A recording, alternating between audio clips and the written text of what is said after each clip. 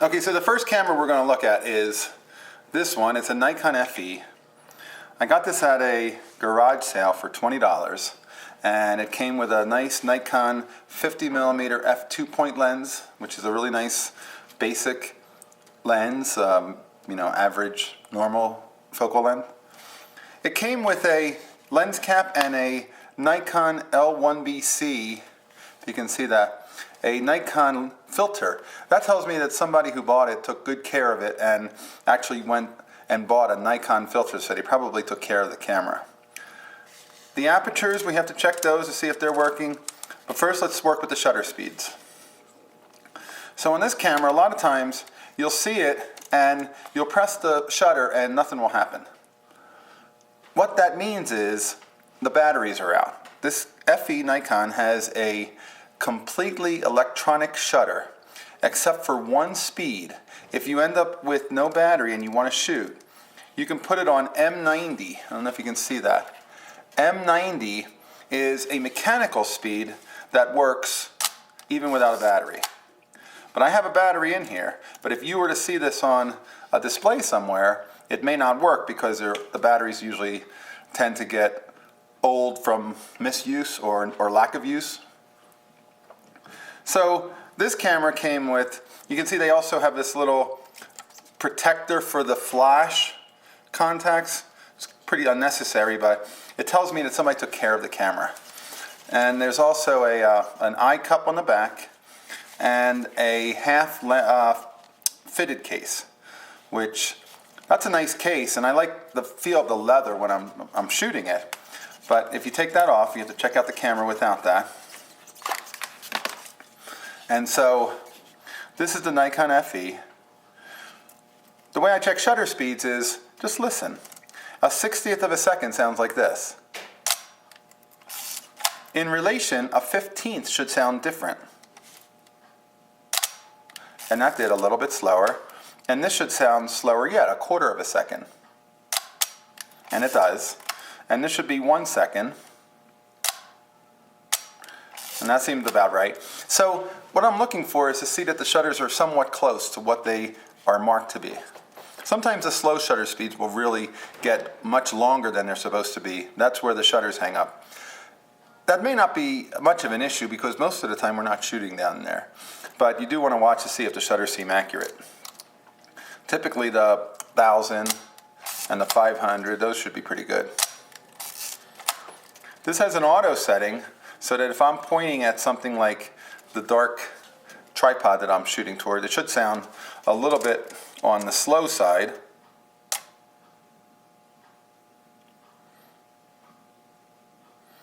Well, that's pretty slow. I think that the auto may not be working on this camera. I have it on f2 for an aperture, and in automatic, how about we point it toward a light and see? It's an automatic. Nope, it's still not working. So this camera isn't working at in the auto mode. It's set at 400 film speed, and it should definitely be shooting much faster, pointing at a light with the aperture at f2. But in regular manual mode, you can see the shutter speeds are working. When I look through the viewfinder, I do see a meter, and I do see a meter giving me readings. So I trust that the camera still can make a meter reading, even if the automatic isn't working. Then the next thing you do is take the lens off and take a look at it. If I look at this, you may not be able to see it, but I see a hair just inside between the elements, which will have no effect on anything. But I'd like to see what the condition is. And the same thing with the front. There's a filter on there. I typically like to take filters off and shoot without them. I think that it's just one more piece of glass that will get in the way of the picture, but the front of this glass looks absolutely perfect. There's a little bit of dust in here. I'll get some dust off and blow that off of there. And there's a little ding in the filter ring, but it seems to take a filter still, so it's not much of a problem. I kind of like when they don't have any dings in them because then it means they haven't been banged up or dropped. And so, you know, you take a look at the apertures, if you put it at f/16, you can see a little small hole there. On a Nikon, you can see how it like flips open and closed. The way that these cameras work is you always focus through the camera at the widest setting, f2. And at the moment of exposure, it squishes down to the aperture that you set, if you set a small aperture, and then it opens back up to the widest position so you get the brightest view. Well, this should be real snappy. It shouldn't be like this. Sometimes you'll see them like that, and they're kind of like gummy, and they're kind of slowly closing and opening. That means that there's oil on the blades, and they're not, in the best of shape for, well, it wouldn't matter all that much, frankly. You could use it, and when you take a picture, after the picture, you'll see the frame will slowly, in the viewfinder, go from dark to bright as it opens back up. It wouldn't affect your picture so much unless closing down, it was too slow to close down for the exposure and it missed the exposure. But typically watch for snappy aperture blades. And you should be able to see them opening and closing when you look through it. You can see that. They're actually opening and closing. You can just see the actual blades. Then look at the mirror, see how that looks. Sometimes you'll see like, I've seen some of these that have a little bit of the foam that they use to protect the mirror kind of dripping onto the mirror, and if you see that, you'll end up seeing it in the viewfinder, and you'll have this goop in the way of the picture. It wouldn't affect anything since it's only on the mirror, but it would make it so that you'd have to always look at it, and you'd have to look past it when you take pictures. So the next thing I have to do is open it. I have to take this probably up a little bit. Nikon made it so that you had to take the eye cup off to open that. Now, looking inside, can you see this little bit of purple, blue felt? Somebody put like some replacement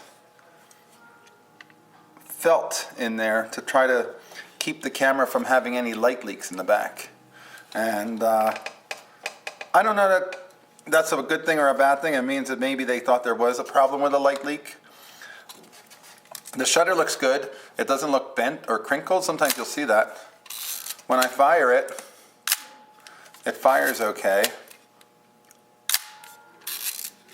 You can see it at slow shutter speeds. That looks like it's working right. It's not like it's slowly closing. Sometimes when they get gummy and old, they sometimes will slowly close. That's not so good. Film chamber looks pretty clean.